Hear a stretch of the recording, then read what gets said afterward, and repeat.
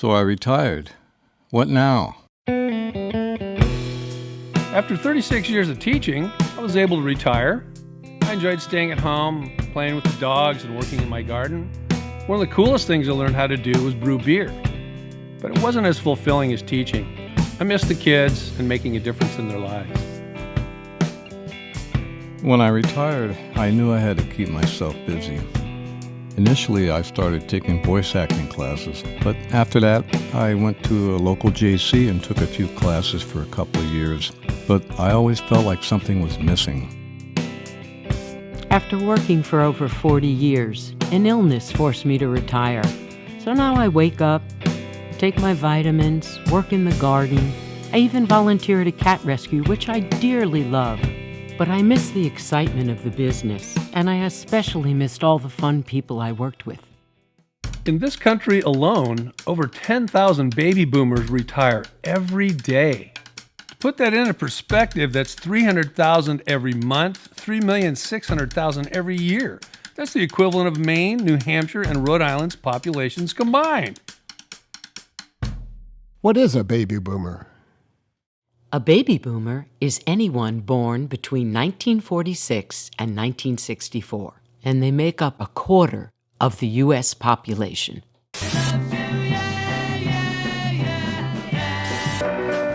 What's wrong with you? This? Opponents of the war questioned the legality of sending America's young men to fight an undeclared war in a country half a world away.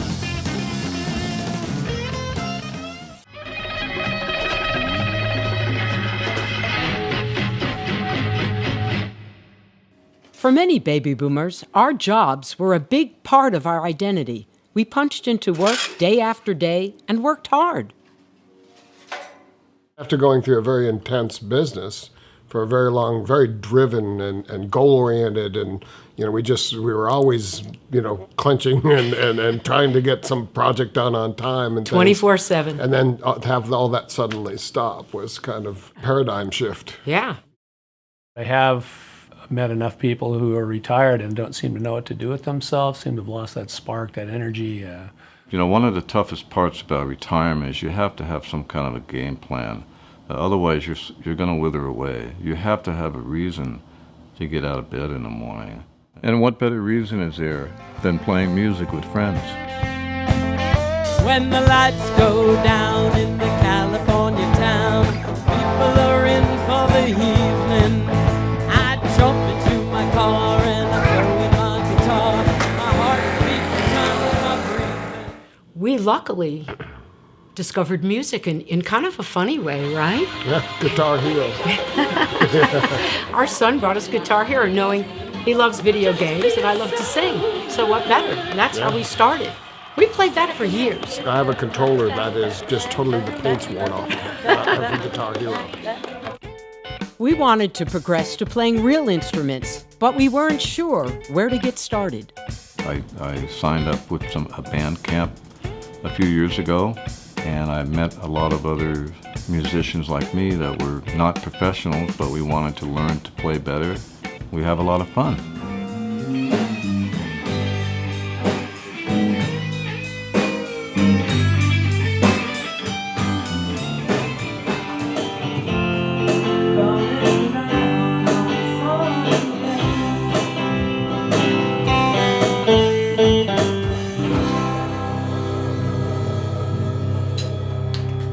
I'm Neville Hormuz. I own Loud and Clear Music in Cotati. We've been in business about 7 years now, and I work with a bunch of terrific guys and ladies. We created Rock Overtime, where we put people in bands together. They sign up, 4 weeks of rehearsals, and then the 5th week is a performance. And it's exciting because, in this store and in every store, there's a small amount of rock stars that are shopping here. Putting people together, it was a really fun way to create community, and it blew up into something that I'm so warmed by. I can't believe that we created something so cool. When I go to a party now, or when we have our Christmas party or anything, there's so many people from the Rock Overtime Band Camp, and there's such a good support group for each other and friends.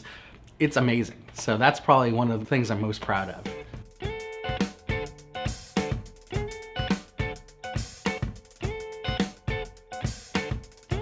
If you don't have a band camp in your area, what are some other ways you can get started in music? Contact your local music store, or take private lessons, or get online. I actually met Rick and Andrea through a Craigslist ad. I found a number of other people that I played with, but I'm really grateful that I found the Coppercats. Sometimes the biggest hurdle is finding other musicians to play with. Maybe you're at a party and you mention, "Hey, I play bass. Do you know anybody who is looking for a bass player?"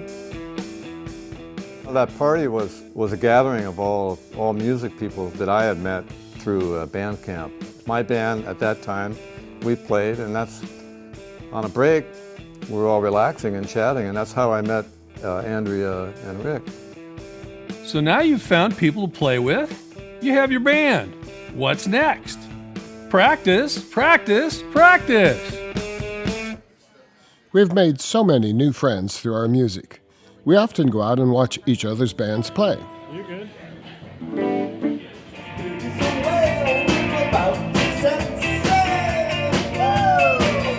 We actually met Janie and Matt taking vocal lessons.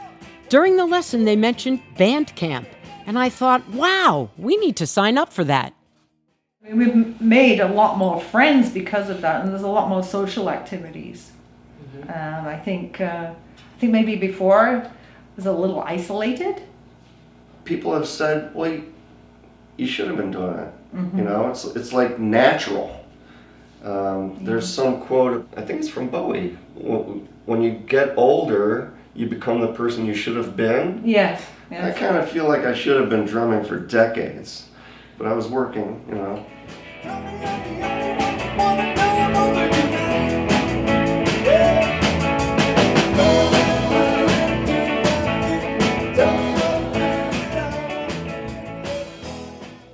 Inspired by the movie Alive Inside, we sought out a couple of experts to help teach us about the benefits of music, particularly on the aging brain. This is your brain on music. The network of regions that we already knew was the brain's reward and pleasure center. We didn't know that it would be activated in music. There is a sex, drugs, and rock and roll center of the brain, and there it is. And luckily, the famous neuroscientist Daniel Levitin agreed to talk to us. Learning to play an instrument when you're older appears to confer some advantages for delaying the onset of Alzheimer's and age-related cognitive decline. So it may not be that learning a musical instrument uniquely does this. There might be other things like learning a new sport or playing bridge or doing crossword puzzles or learning a language. But certainly we see that learning to play an instrument when you're in your 50s or 60s, 70s and 80s does keep the brain active, and it keeps a lot of different brain regions communicating with one another, and that's an essential part of staving off the effects of age-related cognitive decline, Alzheimer's, and other things like that. The idea is that if you're just thinking the same thoughts and doing the same things you always did, it doesn't force the brain to keep making new pathways available to it. It doesn't force the brain to connect what's going on in this part to what's going on in this part. But music does require that you use a lot of different faculties in your brain. When you get older, you worry about health issues more. My father died of Alzheimer's, and it's really a horrible way to go. And there's a genetic component to it, I understand, so I'm really worried about that aspect of aging. And every time I walk into a room and I forget why I'm there, I think, oh God, it's starting. For tens of thousands of years, music was participatory and everybody joined in. And we see neurochemical benefits from sharing music. For one thing, oxytocin, the trust and bonding hormone that's released between mothers and infants during nursing, that's released when we play music together.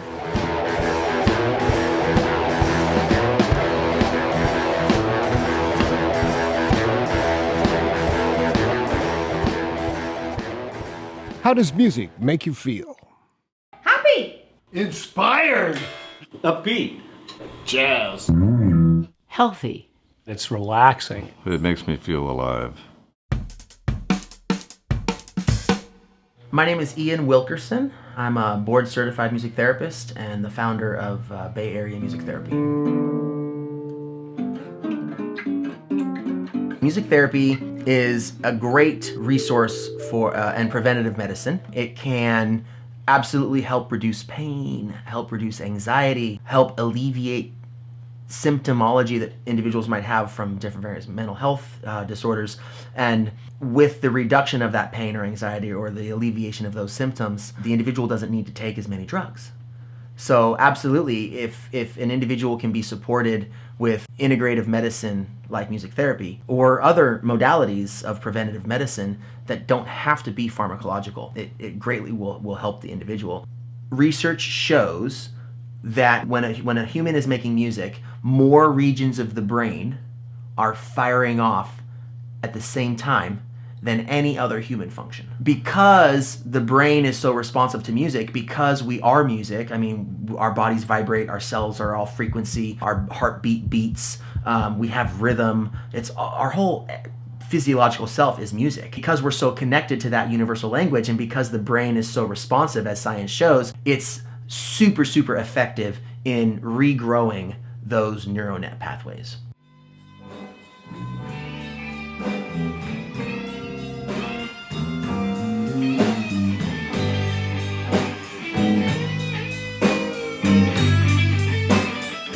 We are the Hanger Band. It might seem intimidating if you know, the idea of taking up an instrument or learning a guitar or drums or whatever, and then joining a band, but the thing is, you just take it in small steps. I never played in a band before. I was nervous as heck when I was playing with my first bandmates. My hands were shaking. You just have to plow through it.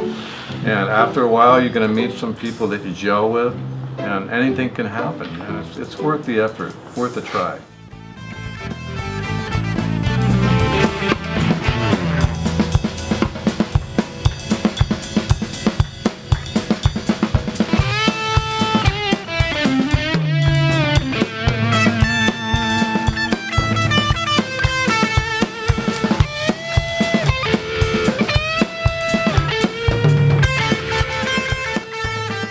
Performing takes your music to a whole new level.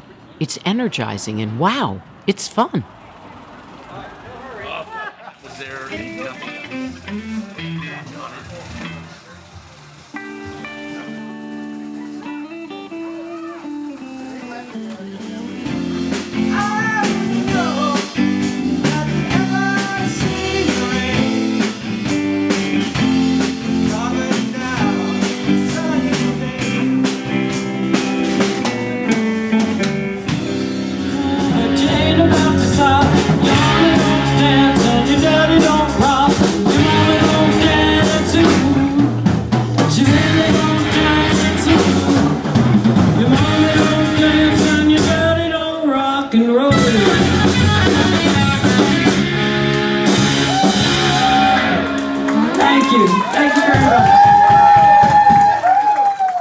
When we're oldsters and we learn to play an instrument, it also requires us to be aware of the other people around us and to engage with them. And there's a kind of sad fact of American life, which is that, when we retire, our social worlds tend to shrink. We lose the automatic social network of people that we went to work with every day and said hello to and interacted with at the coffee counter and things like that. And that's one of the quickest ways to end up in cognitive decline. Social intercourse, social interaction is about the most complex thing that we engage in our lives. And playing with other people requires that you negotiate things. What are we going to play? How fast are we going to play it? Who's going to play which part? You're playing too loud. I mean, all these things that you have to work out either implicitly or explicitly are a great exercise for the brain. You want to try cocaine? Who has that cocaine?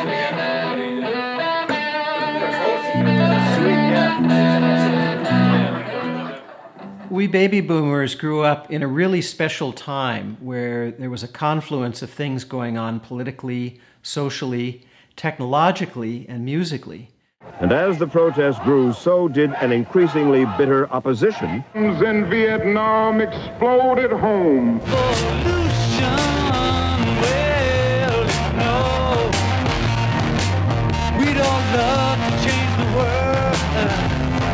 So starting in the late 50s, you had the proliferation of radio stations playing popular music and ways for people to hear new music.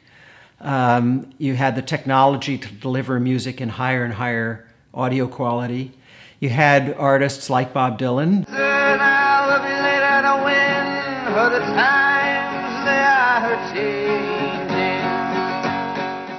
And others who were trying to foment social change, Pete Seeger, the Weavers. Where have you been, my blue-eyed son? Where have you been, my darling young one? Music became a kind of touch point for political action. In the 60s, you had this special time where the music itself was being innovated. You know, what we think of as rock and roll really developed between about 1955 and 1970.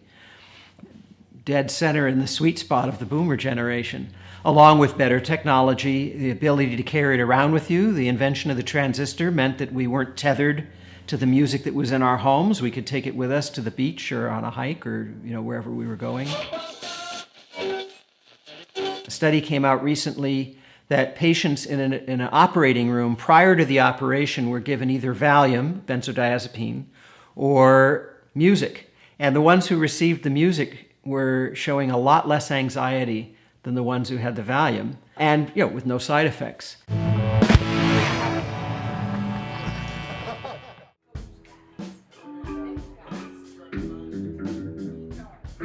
Music is a universal language. It brings generations together, families together, and even strangers together. It's a great way to meet people that I would have otherwise never even met.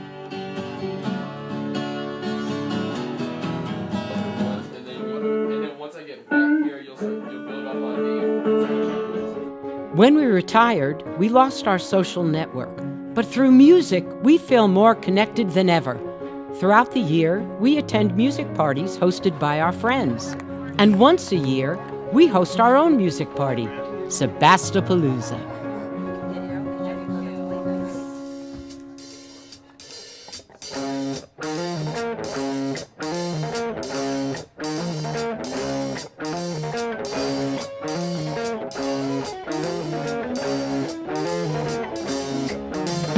Mama don't dance and your daddy don't rock and roll. Your mama don't dance and your daddy don't rock and roll. When evening rolls around, it's time to get to town. Where do you go?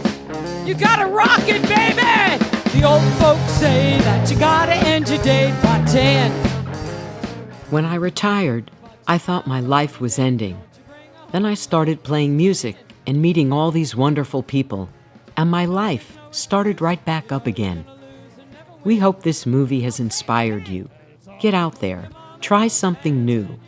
5 years ago, I couldn't even imagine I would be performing on stage with a band. Retirement can be the beginning of new adventures. Music can be part of it. What will you choose?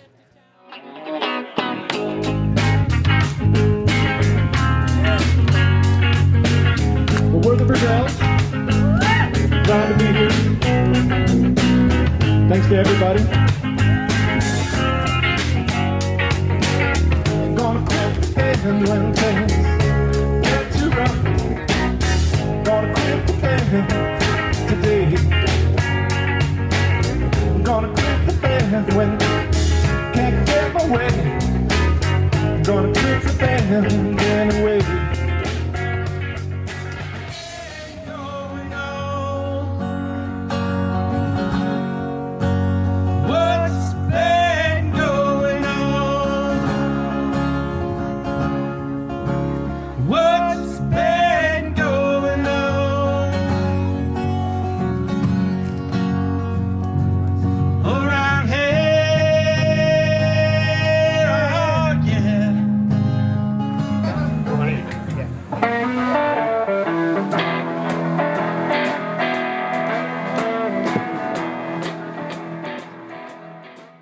Howdy, Sebastopolooza.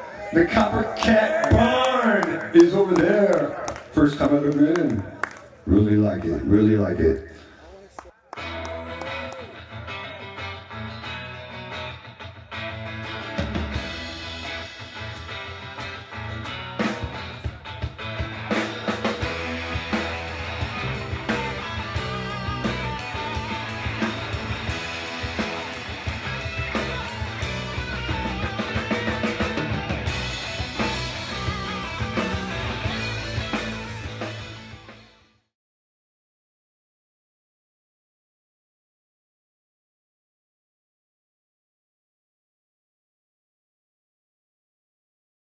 haven't been.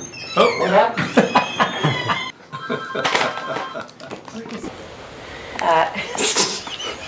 Excuse me for a second. Don't think about a pink elephant. That's all right.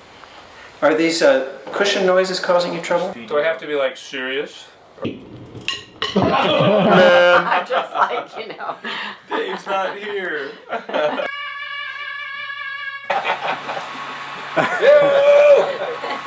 It's perfect. Got created at some point? Well, There's going to be a lot of editing involved with this. Yeah. Yeah.